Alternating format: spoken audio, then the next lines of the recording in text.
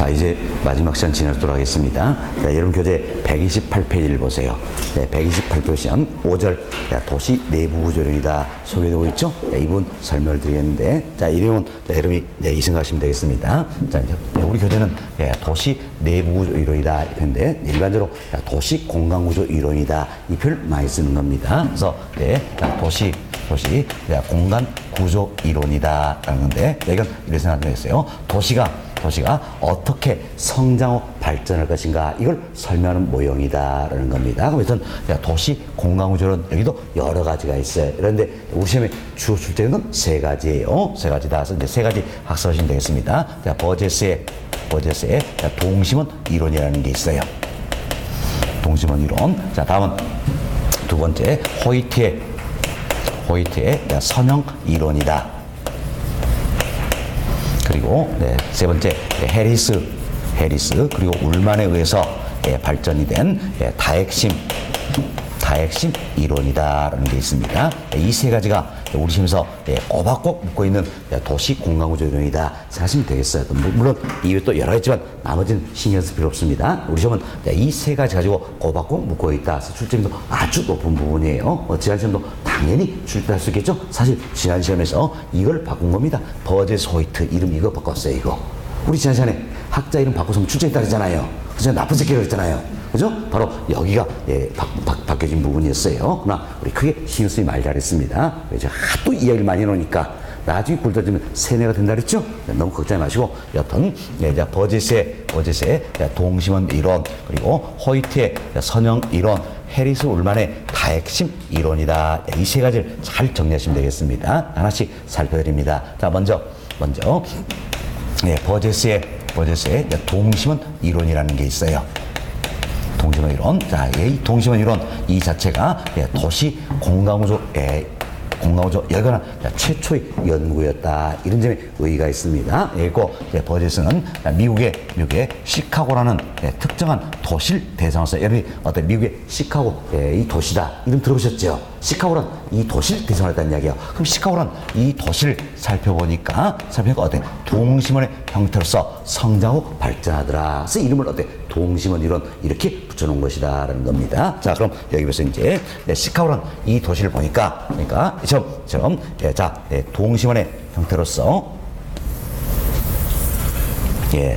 도시가 성장하고 발전하더라라는 점에서 다섯 개의 동심원이다 이렇게 보시면 되겠습니다. 그래서 우리가 표현상 4개만 그렸습니다. 비교적 잘 그린 그림이죠? 그래서요. 그래서 이제 5개의 동심원 지도로 분화된다 그러는데, 여기를 1지대, 2지대, 3지대, 4지대, 그리고 5지대다. 사실 여기 하나 더 그려야 됩니다. 더 그렸는데 제가 생략했습니다. 그래서 이제 5개의 지도로 분화되면서 도시가 성장 발전하더라. 이런 이론이에요. 그래서 이제 이런 시카고란 특정 도시를 대상으로 했죠? 시카고란 도시를 보니까 여기가 뭡니까? 도시의 중심이 되겠죠. 그래서 1지대를 중심 업무 지구다 이렇게 얘기합니다.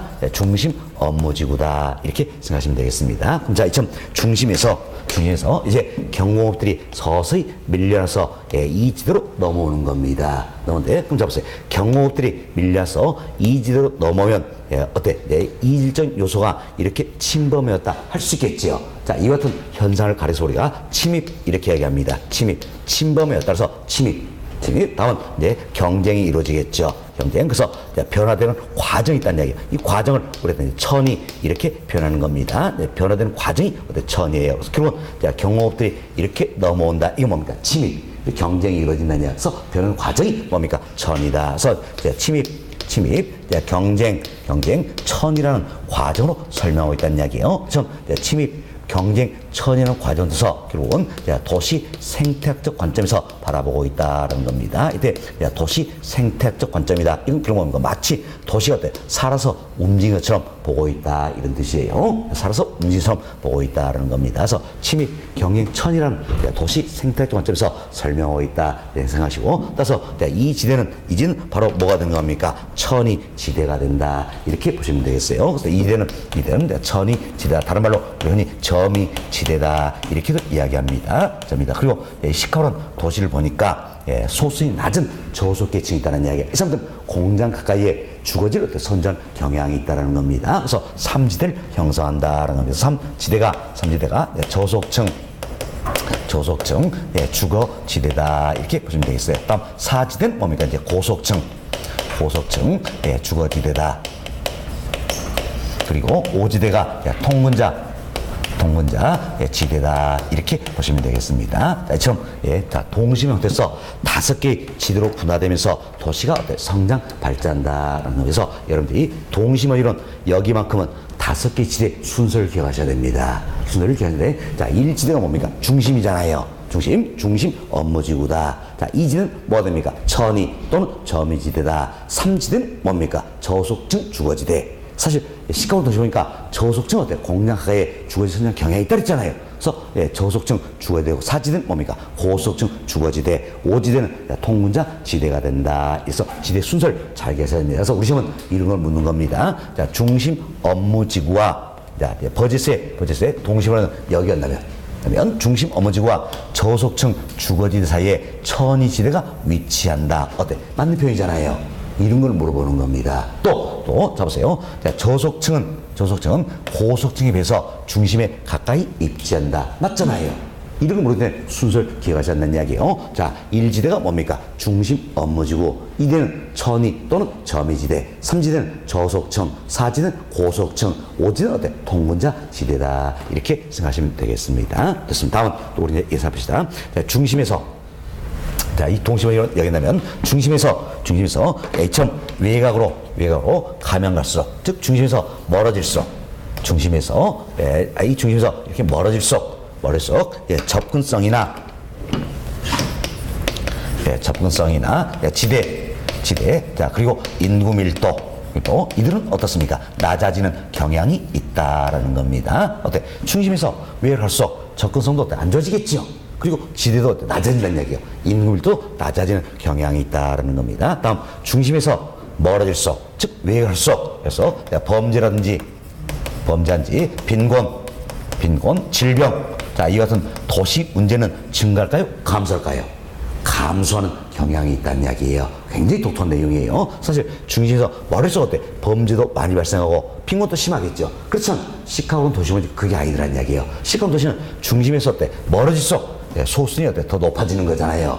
그럼 소수인이 더 높아지기 때문에 오히려 범죄, 빈곤, 질병, 도시 문제는 어땠어요? 감소하는 경향이 있다. 이렇게 생각하시면 되겠습니다. 됐습니다. 이걸 잘 이해하셔야 돼요. 자, 중심에서 멀을수록, 즉 외로울수록 범죄, 빈곤, 질병, 도시 문제는 증가합니까? 감소합니까? 감소하는 경향이 있다. 이렇게 생각하시면 되겠습니다. 다음, 여튼 버제스의 동심원 이론은, 자, 앞으로도 우리가 배우겠지만, 튀넨의 튀넨이라는 학자가 있어요. 튀넨의 동심원 지대 모델이라는 게 있습니다. 동심원 지대 모델. 자, 이걸 응용했어요. 그래서 시카고라는 도시에 응용을 했다. 이렇게 보시면 되겠습니다. 자, 그럼 보세요. 이제 버제스가 튀넨의 동심원 지대 모델이다. 이걸 어떻습니까? 시카고라는 도시에 응용한 것이다.